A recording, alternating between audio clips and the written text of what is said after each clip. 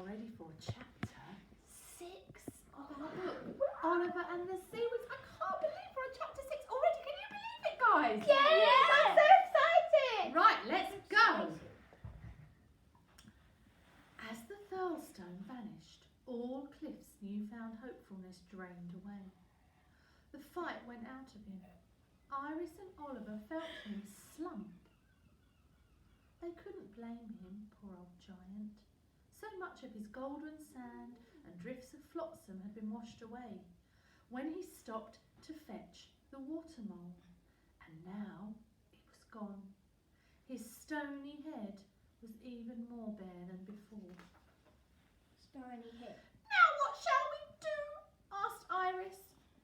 Go after that Thurlstone, of course, shouted Oliver. Quick, Cliff, follow him! Cliff lifted his cave mouth out of the waves to say, What's the point? He's beaten me. Then he subsided again. You can't just let him win, said Oliver. Is he the sort of island who deserves to win the Night of the Seawigs? And as for that Stacey de Lacy, go after him and get the water mole back. How? Rumbled Cliff. They've an army of monkeys. He's got a point, said Iris. Then go to the hallowed shallows, insisted Oliver. Tell everyone what Stacey and his Thurlstone did. They won't listen to me, said Cliff wearily. They'll be too busy admiring the Thurlstone's marvellous seawig and laughing at me. So what are you going to do? Iris asked. Cliff sighed. I'm going to settle, he decided. No! Yelled Oliver. I should have done it years ago, Cliff went on. What's the point of all this tramping around collecting stuff? I'm going to stand here, grow roots, and forget I ever was a rambler. I'll become just an island, that's all I'm good for. I'm useless, finished, washed up. And he sank slowly back into the sea. No! Shouted Oliver again. He did a dance of frustration, shin deep in the wavelets with washed Cliff's shores. But no amount of stamping or shouting would make Cliff come up again. Oliver remembered the sad, lifeless settled isles, which Iris had shown him on the way to the sarcastic sea. He imagined the sand and silt slowly piling up around Cliff's feet. Oh dear, said Iris with salt tears dripping off her chin. I think he means it. Now look what you've done, sniffed Mr. Culpepper, fussily rearranging his nest, which had been terribly knocked about by those swarming sea monkeys. If you hadn't dragged us here in search of that stupid wreck, this would never have happened. It's all your fault. Well, I'm not going to let Stacey de Lacy win, said Oliver. Years of exploring had taught him that you don't solve problems by sitting around complaining about them. You have to do something. That's how his mum and dad had saved him from that Komodo dragon. That's how they'd escaped from the dungeons of Mumbai. He stuck an explorerish pose on the shore. And he said, I'm going to go after that Thurlstone and show it that it can't just go around snitching other people's shipwrecks and kidnapping mums and dads. That's all very well and good, said Iris, but armies of monkeys, remember? Oh, and your boat's gone all flop. Oliver ignored the reminder about the monkeys. He hadn't yet thought of any way that he could deal with them, but he had an answer to the part about the boat. He opened his explorer pack and triumphantly he pulled out a foot pump and a puncture dinghy repair kit. He was ready.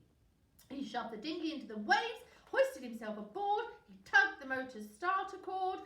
It didn't work. It never did. You needed big muscly arms like Dad's to make it start. Iris looked on doubtfully. I suppose I could help, she said. Oh, yes, you'll be a lot of use, snapped Oliver so sarcastically that even the seaweed was shocked. Your arms are even feebler than mine. Oh, I don't mean like that, sniffed the mermaid. She unhooked the motor from the stern of the dinghy and dropped it on the shore.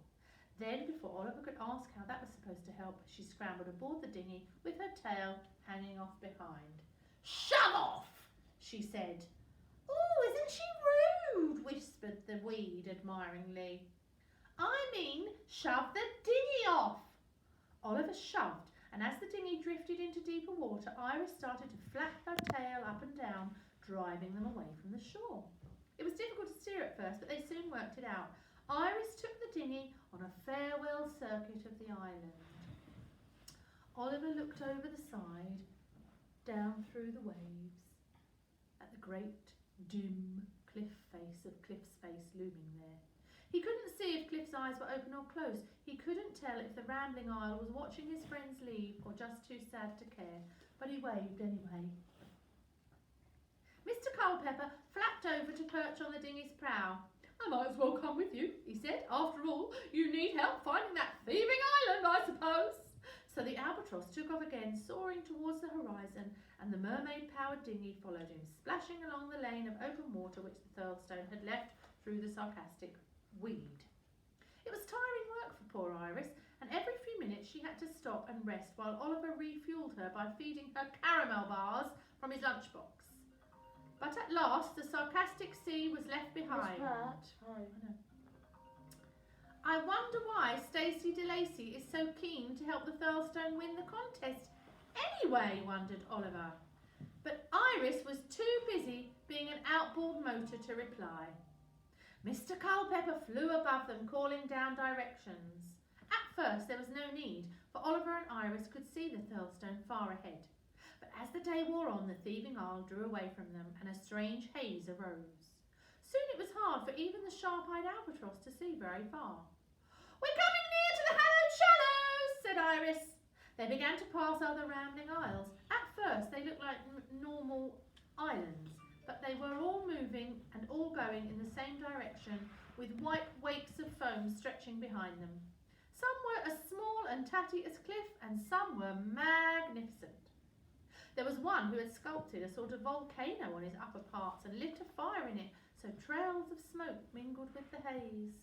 There was one who had drizzled wet sand onto her head to build up teetering pinnacles and spires, and another who had arranged miles and miles of weed into a massive beehive with a small ship stuck in the middle of it.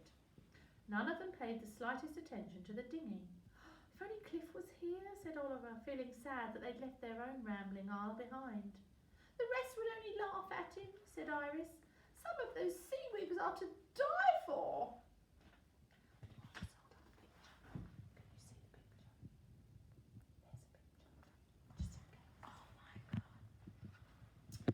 Meanwhile, back at the sarcastic sea, Cliff was thinking sadly of his friends. He'd never had actual people living on him before, and he missed them now they were gone. And not only that, the seaweed had drifted closer now that he was not moving, and it kept jeering and sniggering at him and saying how brave it thought it was. "No," he told himself, "it's no use worrying. I've had enough. All these years wandering and gathering things, just so some other isle can pinch them. That's it, I'm settling here. Maybe one day someone will put another danger submerged rock sign on me." And he shut his eyes and he sank his toes down into the seafloor silt and tried to stand as still and lifeless as any other rock in the ocean. But he couldn't stop his mind from working. He couldn't stop himself thinking. He thought how wrong it was that the Thirlstone was allowed to roam around wrecking other people's wigs, and then he thought sadly that the water mole was the best thing he'd ever found. Then he thought that actually Oliver and Iris were the best things he'd found. He began to worry about them. He began to think that maybe the jeering weed was right. Maybe he had been cowardly. Maybe Oliver had been right. Maybe he should go to the hallowed shallows and tell the other isles what that rotten-hearted Thirlstone was up to. "Somebody's got to do something," he said aloud. "And Oliver and Iris are too small," said Mr. Culpepper is just an albatross. So that somebody must be, me. "Ew," said the seaweed, tittering in that annoying way it had. But it soon stopped, for Cliff was on the move again, striding and swimming as quickly as he could towards the same horizon that Oliver's dinghy had vanished over. What an amazing cliffhanger we've left you on. Is Cliff going to get to the place where Oliver and Iris are? Are they going to be reunited?